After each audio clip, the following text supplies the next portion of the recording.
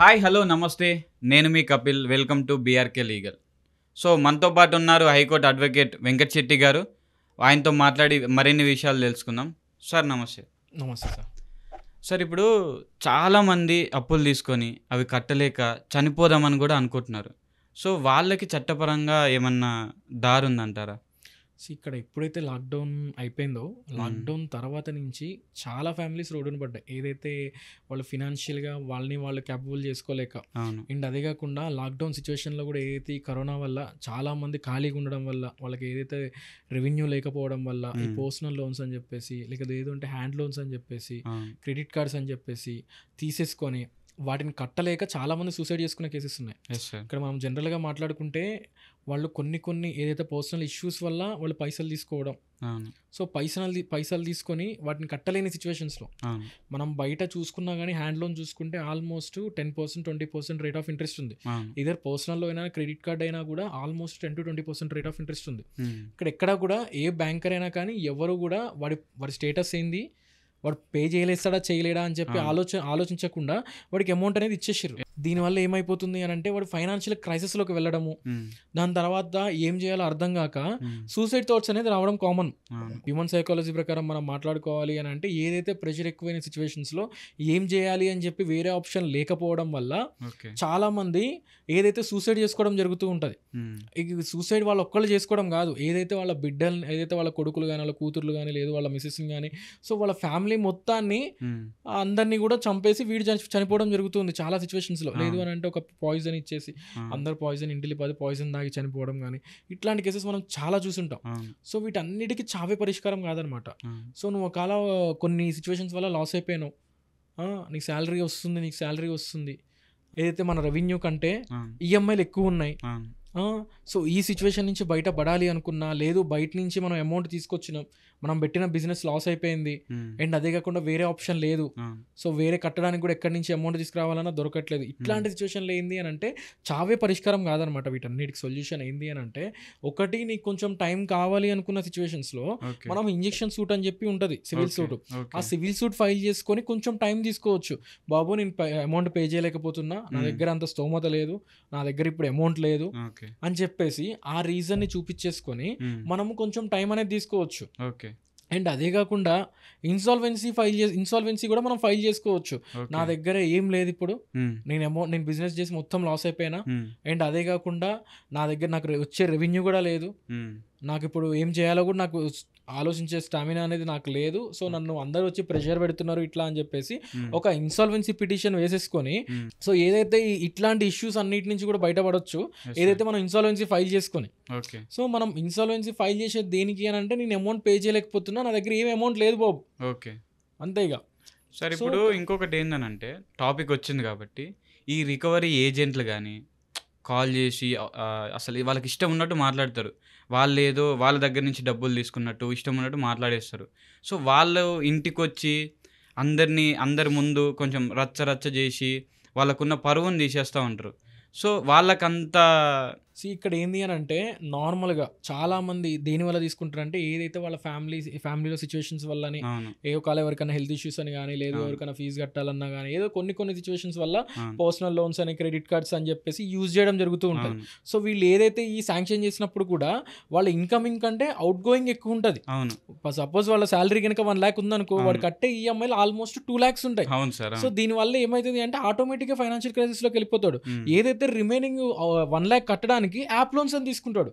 అంటే ఈయన తీసుకున్న ఒక 10 lakhs తీసుకుంటే ఆ లోన్ కి మళ్ళీ ఈ లోన్ కి క్లియర్ చేయడానికి ఈఎంఐని మళ్ళీ యాప్ లోన్ తీసుకుని క్లియర్ చేసుకుంటూ ఉంటాడు.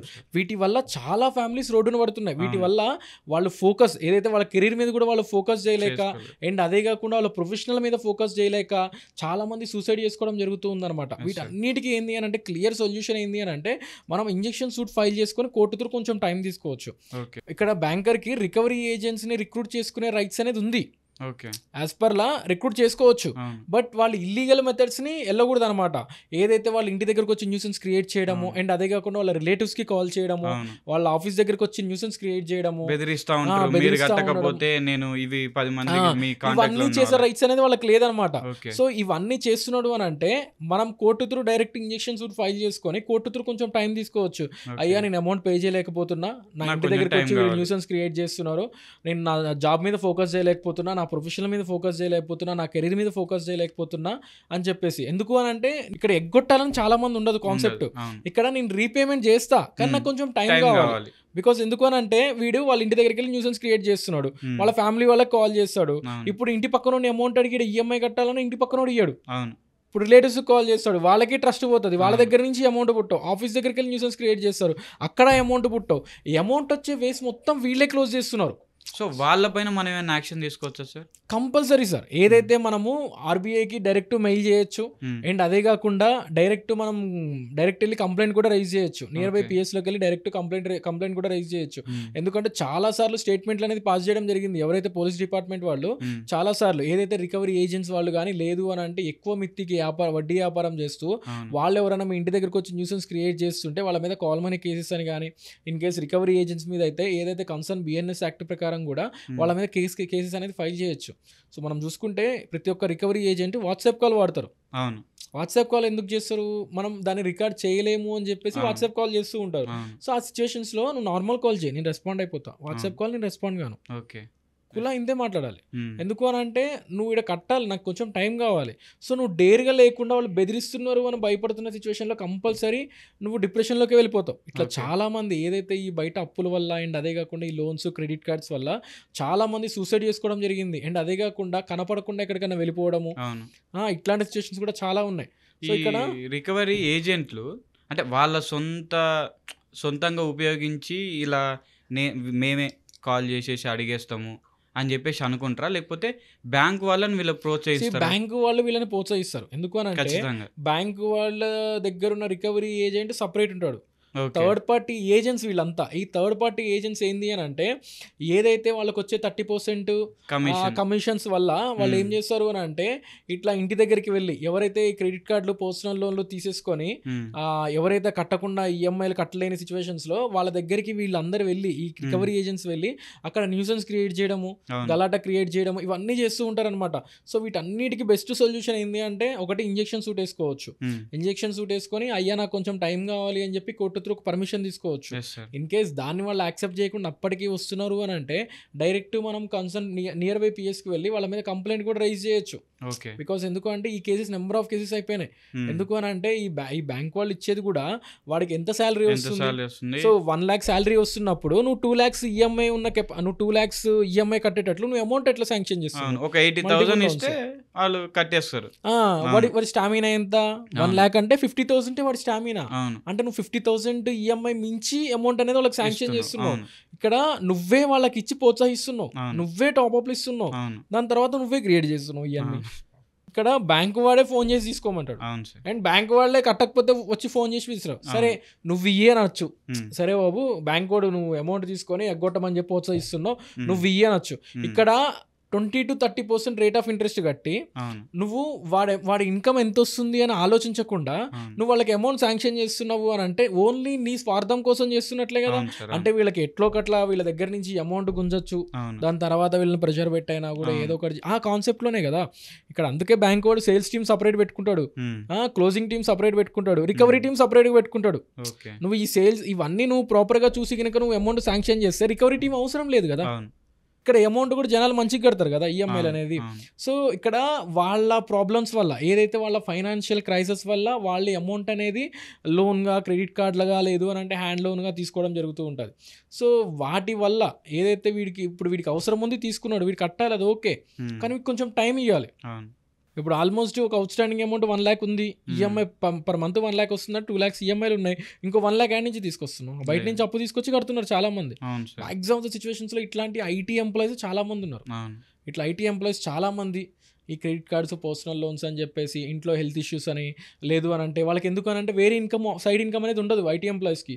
వాళ్ళకి ఆబ్వియస్లీ వాళ్ళు కంపల్సరీ ఏదైతే క్రెడిట్ కార్డులు కానీ, పర్సనల్ లోన్స్ కానీ, ఇట్లాంటి లోన్స్ అనేది వాళ్ళు వాడుతూ ఉండాలి. సో వీటి వల్ల ఏదైతే ఇంట్లో సిచ్యువేషన్స్ బాగాలేకపోవడం వల్ల, లేకపోతే ఎవరికైనా హెల్త్ ఇష్యూస్ అని కానీ, ఏమైనా బిజినెస్ స్టార్ట్ చేద్దామని కానీ, జాబ్ చేద్దాం బిజినెస్ స్టార్ట్ చేద్దాం అనుకున్న సిచ్యువేషన్స్లో ఇట్లా లోన్స్ తీసుకోవడము, ఈ లోన్స్ తీసుకొని ఈఎంఐ కట్టలేని సిచ్యువేషన్స్లో ఇట్లా వాళ్ళు డౌన్ఫాల్ అవ్వగానే ఇట్లా రికవరీ ఏజెంట్లు ఇంటి దగ్గరకు వచ్చి న్యూసెన్స్ క్రియేట్ చేయడం ఇవన్నీ చేస్తూ ఉంటారు.